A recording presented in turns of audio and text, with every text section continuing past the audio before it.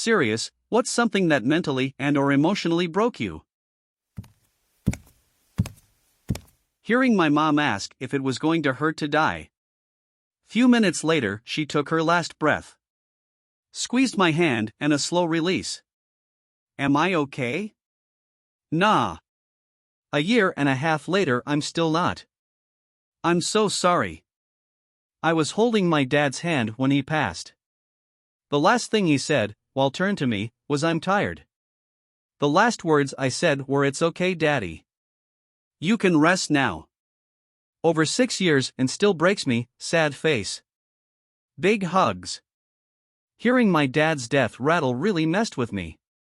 He was asleep when it happened, but the sounds of that final raspy gasp for air before he became lifeless haunts my dreams.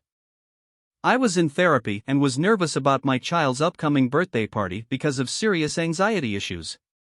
She told me to imagine the worst thing happening, and when the party is over I would realize everything was okay.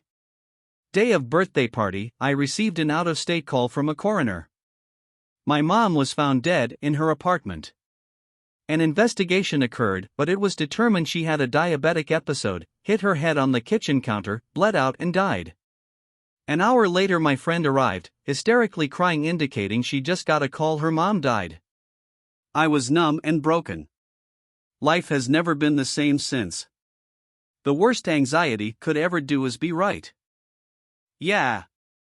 I never had friends over to my place in high school because I didn't have the best understanding of my mom's mental health struggles, but knew she was off. I kept a charade of normalcy up at school, but every day the bus turned the corner to the stop outside of my house, I'd get a pang of anxiety and expect to see an ambulance/cop car in the driveway, borderline, suicidal, PTSD, depression, toxic marriage with my father, etc. I luckily made it out of high school with it never happening. But would be terrified every time the bus turned that corner. In my mid-20s I had just smoked a joint after a 12-hour workday and got a call from my mom's friend saying she left her a concerning message. We called the cops for a welfare check, my brother picked me up, and we drove the hour to the house. We turned that corner, and I saw the ambulance and cop car in the driveway. She was home alone, and something irrevocably broke in me that day. She took a bunch of pills and was in a coma for 3 days. Her first, and sadly not last, attempt on her life we went through in my mid-20s. Having a concrete anxiety when it's like the anxiety I have, of very clear worst-case scenarios painted in 1080p in your head, beat by beat, having it validated by real life, and seeing it in the real world, that clear horrifying image in your head that plagued you through your teenage years. Yeah, the patch updates that gives are a lot. Anxiety 2.0 is no fun.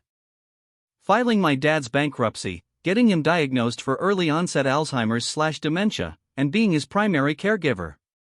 It completely reverses the father/son role in a way I was not prepared for.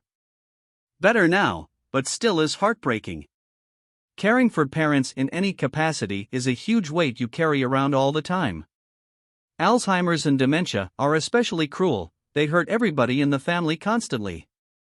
I hope you find support out there. It is heartbreaking. I will always have PTSD from watching my mother die. Having a mother with schizophrenia. Such a tough illness for someone to experience, and tough on a family. My dad has schizoaffective bipolar. I made it to 37 with just depression as my diagnosis. I thought I had dodged it. The one thing I'm grateful for is that I decided not to pass on these genes. I would never risk the pain I grew up with, or am experiencing now, being passed on to another human being.